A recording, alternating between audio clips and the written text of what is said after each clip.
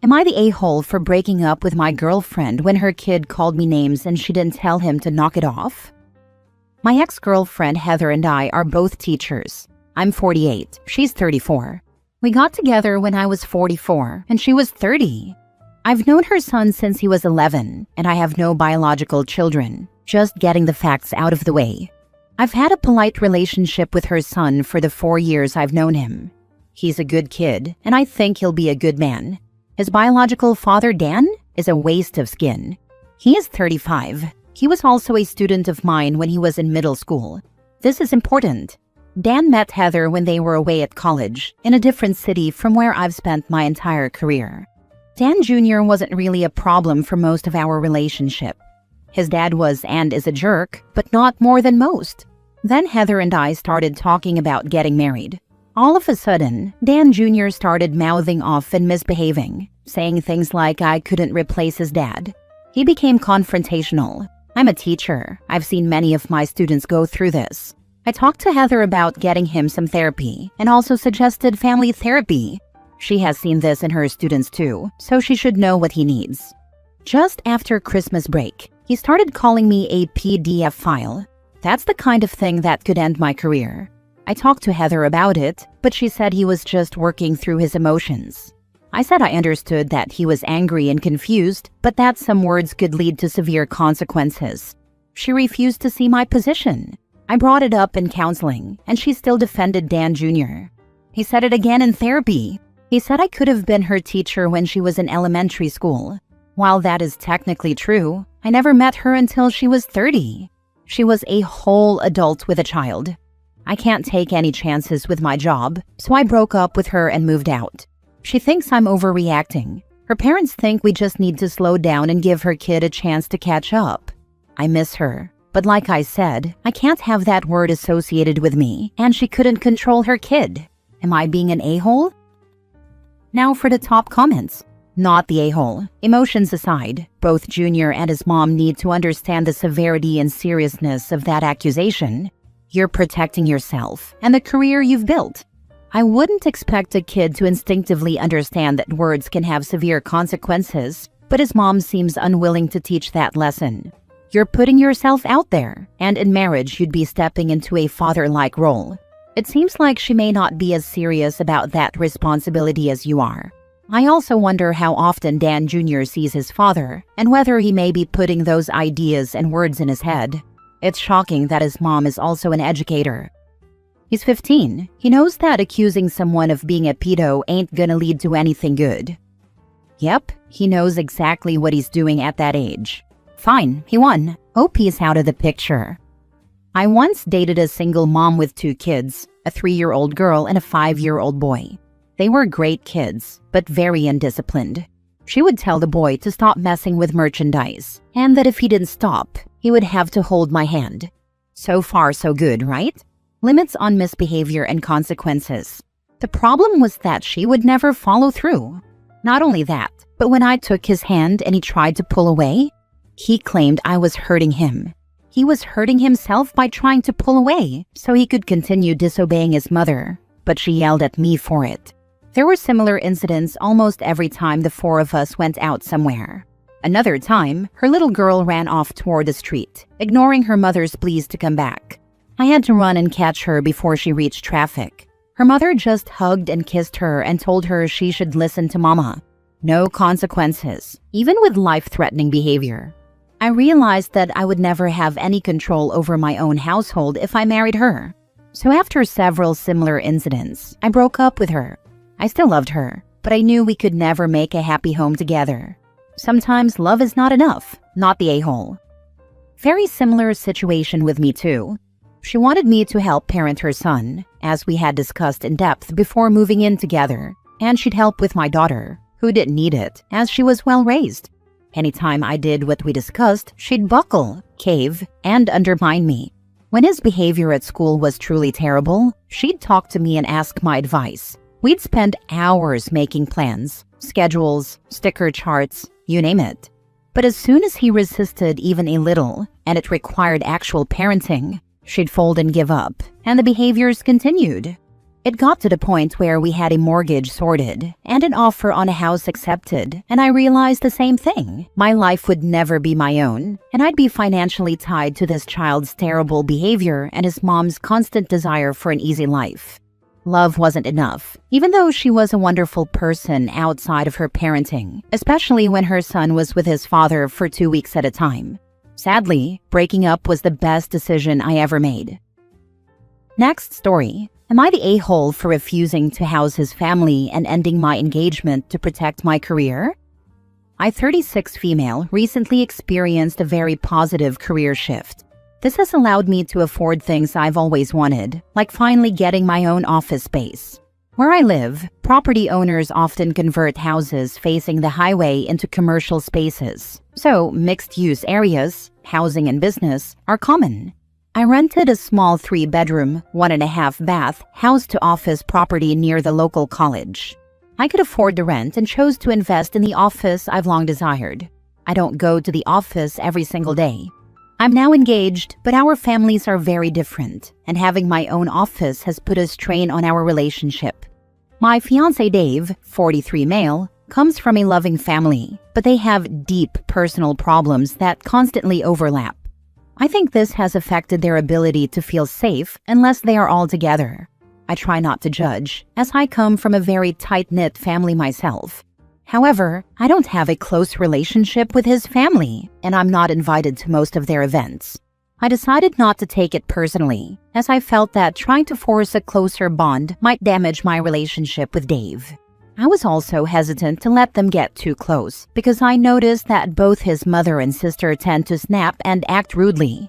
His youngest brother has been very nice to me and my kids, but his second youngest is a bit snobby. Not because of social standing, but because he is a band leader who acts as if people who don't know music don't exist.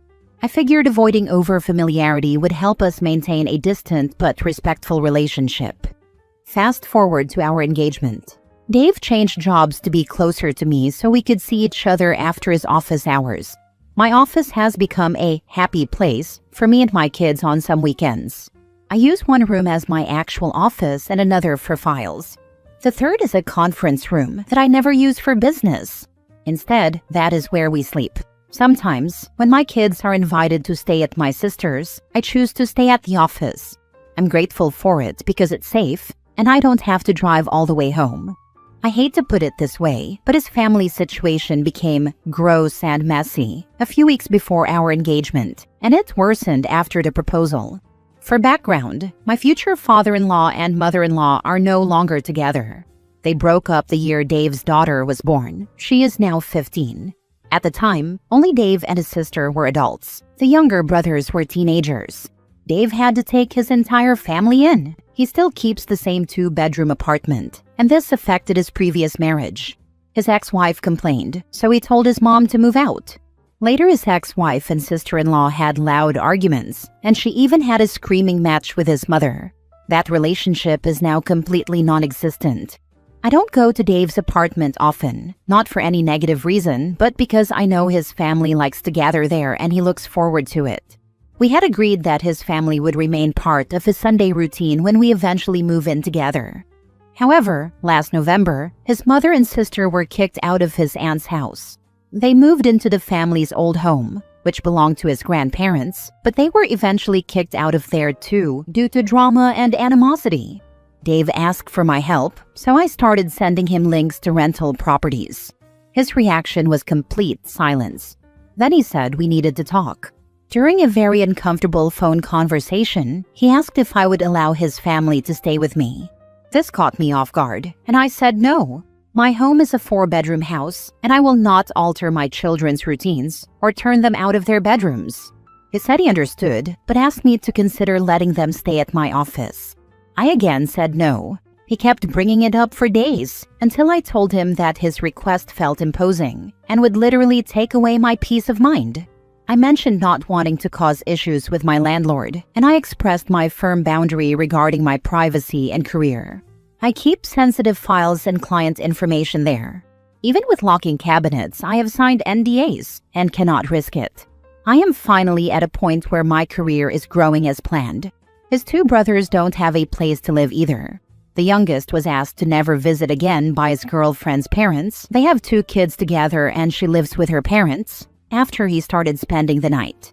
The other lived with his mother but bounced around a lot, and I don't know the whole story. Dave got fired up, raising his voice, red-faced, and not letting me talk. He went from sounding offended to showing a lot of anger, and he yelled at me.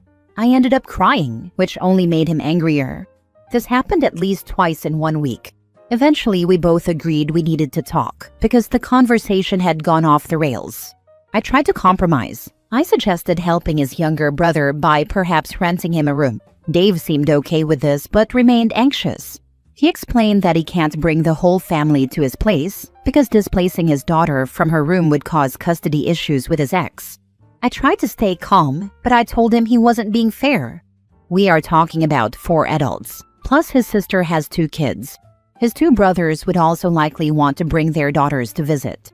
They have back child support payments, and Dave keeps saying that finding a place to live would help them complete those payments. Furthermore, no one was mentioning rent, and I lost my patience and asked him about it. He started shaking his head, as if I were a terrible person for asking. His mother doesn't have a job and needs to get back on Section 8, as does his sister. He says the wait time is challenging, which I believe, but I cannot sacrifice my professional and personal life for this. Things had seemingly calmed down for a few days because I avoided bringing the subject up. However, Dave has completely shut down sexually. He says he's not a sex machine and that he has a lot on his mind. I respected that until he told me he will never forget how I abandoned him during a time of hardship.